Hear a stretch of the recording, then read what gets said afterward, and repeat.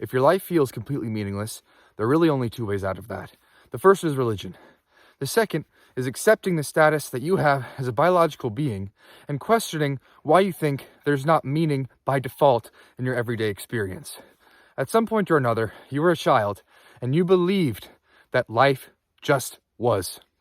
You played, you ate, you sang, you didn't question things. But 13, 14, 15 years rolled past, and all of a sudden, things were not interesting and colorful and wonderful by default. Someone or something put in your head the idea that by default, the universe is a barren, cold, meaningless place, and that some ideal needs to come and put meaning onto it. Whether that be God, some philosophy, some sense of charitable work, that you looking at a rock, that you looking at a tree was not enough, that the process of awareness was not enough. Why should that be? Every other living thing on earth, every plant, every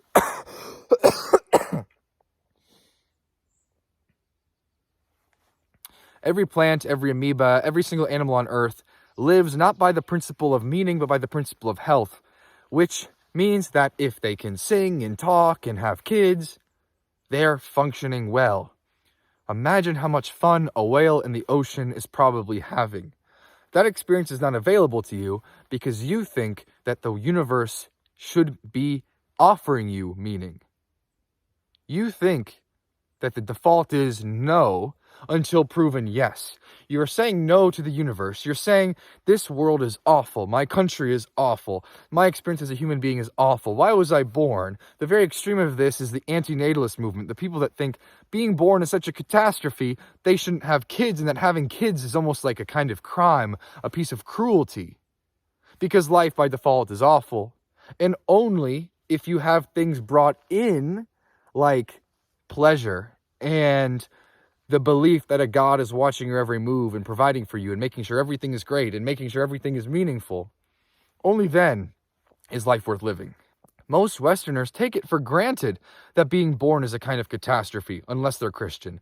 That this is an awful, weird little spaceship that we're on, and that only if we eat pizza and feel good for a little while is a minute here or there justified.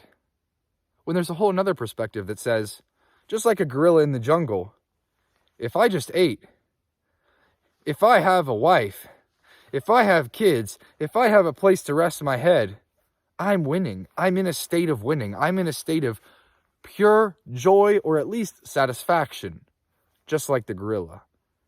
You know deep down that that's available to you because you were like that when you were 9 years old or 8 years old.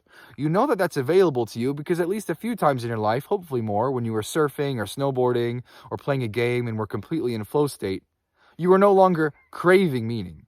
Meaning just was, and you were engaging with the experience of life. There was no, I wish someone would come in and give this chess game meaning. I wish someone would come in and give this surfing session meaning. It just was there. But that's not available to you because, unlike in surfing, the intense experience of focus is not absolutely forcing you to stop with your stupid questions about, does life have meaning? Is this really meaning anything? Is this worth it? Is that tree pointless? Is me looking at that tree completely stupid and worthless? Your head just fills in with these questions. They've got a lot of momentum behind them.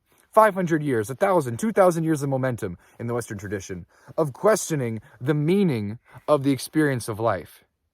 All I'm asking you to do, if you're feeling, like I have often felt, that life is meaningless, is question why you didn't wake up today feeling like you're in the middle of an amazing surfing session, thinking, yes, I'm awake. This is another day.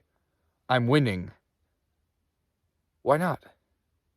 How did you get there? Look at the story of your life and see when and how the inherent meaning of the universe was kind of stripped away from you and you began searching for justifications for why life would be worth living, rather than assuming by default life is awesome. How did that happen? And is that the correct way of looking at things?